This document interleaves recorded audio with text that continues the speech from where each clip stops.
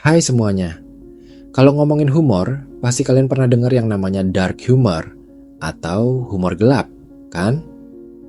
Itu loh, jenis humor yang kadang nyeleneh, nyindir hal-hal yang serius, bahkan yang biasanya orang anggap tabu. Misalnya, ngomongin kematian, penyakit, kegagalan, atau hal-hal yang kalau diomongin serius malah bikin sedih atau takut. Tapi kenapa ya? Ada orang yang justru ketawa-ketawa dengan jokes kayak gitu? Apakah itu sehat buat kita atau malah toksik? Nah, saya pengen ngajak kalian ngobrol santai soal ini. Biar kita sama-sama ngerti dari sisi logika, psikologi, dan mungkin cara pandang lain yang nggak biasa. Sebelum kita melangkah jauh, saya jelasin dulu ya apa itu dark humor dalam bahasa yang gampang. Jadi, dark humor itu intinya adalah humor yang mengambil tema-tema berat atau gelap, tapi disajikan dengan cara yang lucu, ironis, atau sarkastik. Misalnya, ada orang yang bikin joke soal kematian, padahal itu hal yang berat banget buat dibicarain. Tapi justru karena mereka ngomong dengan gaya santai dan lucu, jadi ada semacam pelepasan emosi yang anehnya bikin lega. Nah, ini yang bikin orang bertanya-tanya, apakah dark humor itu cuma pelarian atau ada manfaat sehatnya juga? Kalau dipikir logis, kita hidup di dunia yang nggak selalu cerah. Ada sedih, kecewa, kehilangan, dan rasa takut yang kadang sulit dihindari. Jadi, bisa jadi dark humor itu adalah cara alami kita buat menghadapi realita yang nggak enak itu. Kita semua pasti pernah merasa down, takut, atau frustasi, dan kadang mengobrol serius soal itu malah bikin tambah berat. Tapi kalau diselipin dengan guyonan yang gelap tapi lucu, entah kenapa bisa bikin suasana hati sedikit mendingan. Ini kayak otak kita punya tombol reset kecil yang diaktifin lewat tawa, bahkan tentang hal-hal yang paling suram sekalipun.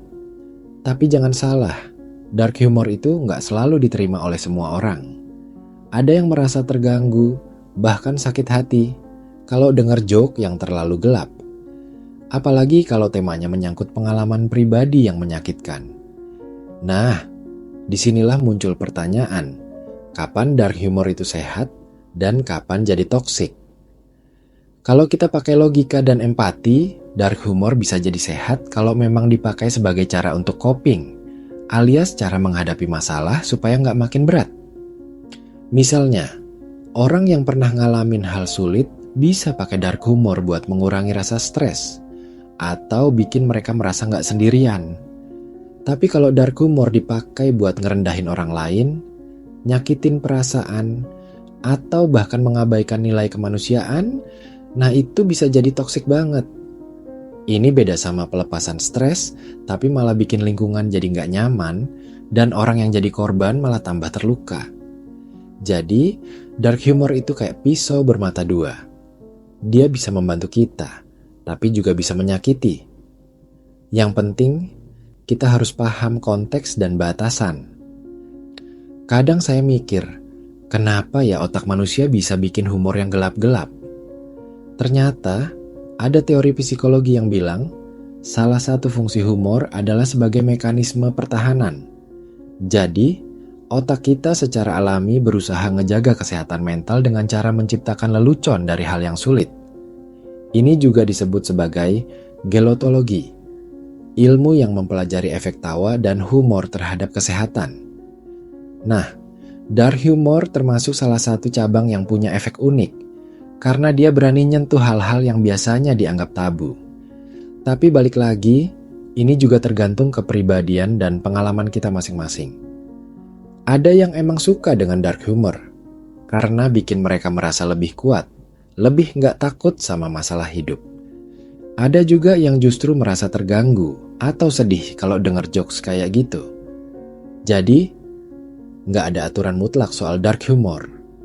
Tapi yang paling penting, kita harus jujur sama diri sendiri dan juga peka sama orang lain di sekitar kita. Sekarang, coba bayangin kalau kita hidup di dunia tanpa humor sama sekali, apalagi humor yang berani ngomongin hal berat.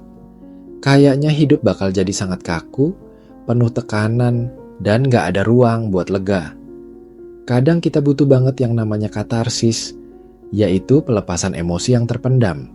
Dan dark humor bisa jadi salah satu cara itu. Jadi, logikanya, selama dark humor nggak nyakitin orang lain, dan kita pakai untuk bikin diri kita lebih kuat, kenapa nggak? Tapi kalian juga harus sadar, dark humor nggak boleh jadi alasan buat kita cuek sama rasa sakit orang lain, atau malah ngerendahin masalah serius.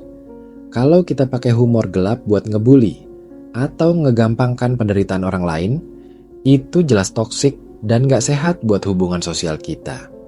Jadi kuncinya adalah niat dan cara penyampaian. Nah, saya yakin dari pembahasan ini kalian mulai mikir ya, apakah dark humor itu sehat atau toksik? Jawabannya, tergantung.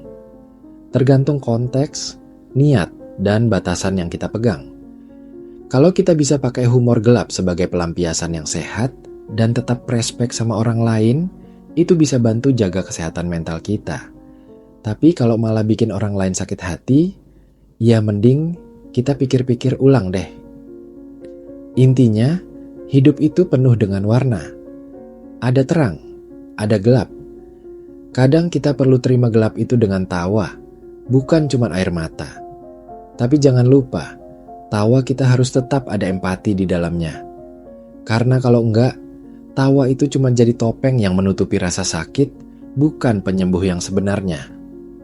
Oke, itu aja sih ngobrol santai saya soal dark humor. Semoga bisa bikin kalian mikir dengan cara yang beda, dan bisa lebih bijak dalam memakai humor, terutama yang gelap-gelap itu. Kalau kalian punya pengalaman atau pendapat soal dark humor, yuk share di kolom komentar biar kita bisa belajar bareng. Terima kasih sudah dengerin saya. Sampai ketemu di obrolan berikutnya. Ingat, tertawa itu sehat, tapi tertawa yang bikin kita dan orang lain merasa baik itu jauh lebih keren.